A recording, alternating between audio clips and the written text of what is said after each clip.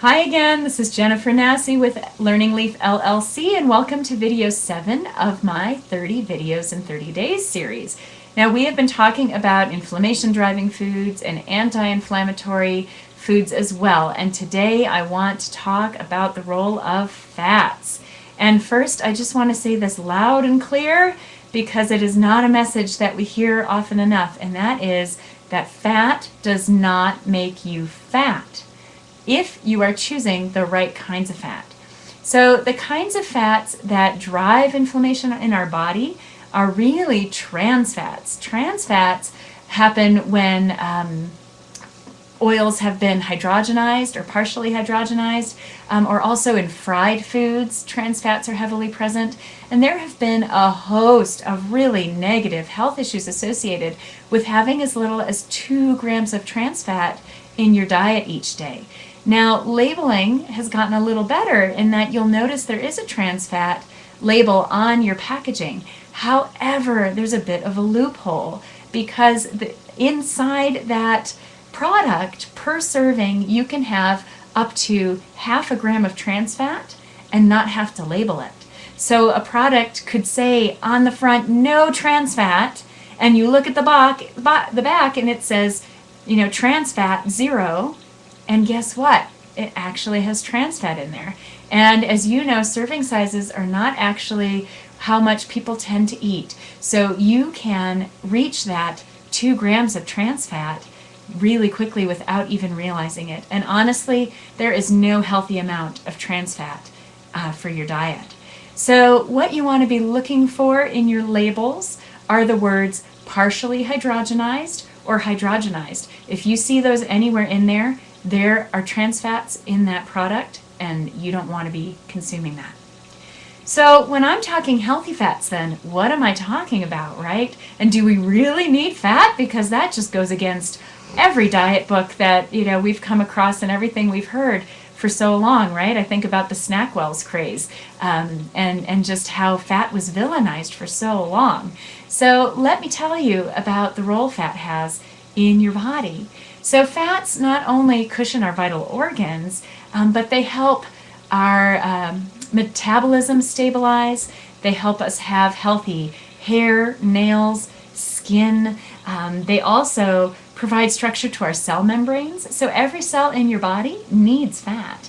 So it is also connected to the production of hormones and prostaglandins, which are important for controlling blood pressure and for moderating inflammation, which I already warned you about. I'm going to be talking about inflammation a whole lot throughout this series. So moderating inflammation is a good thing.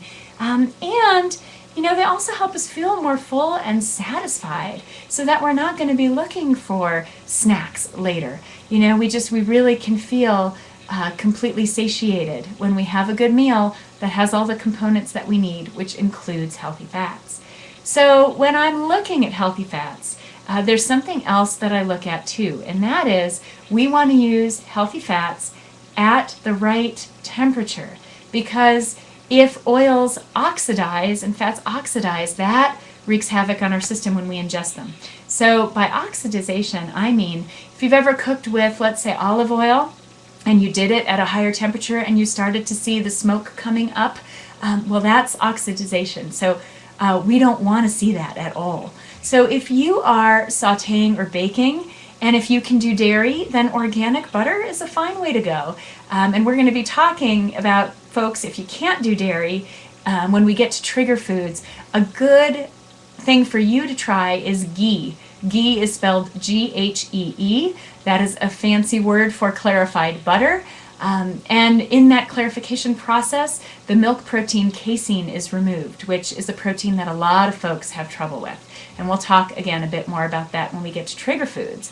But that is an excellent option. So is coconut oil. Coconut oil has medium chain fatty acids, which our body utilizes really well. It's a very healthy fat for us. So those are great options for if you're sauteing or baking at high temperatures.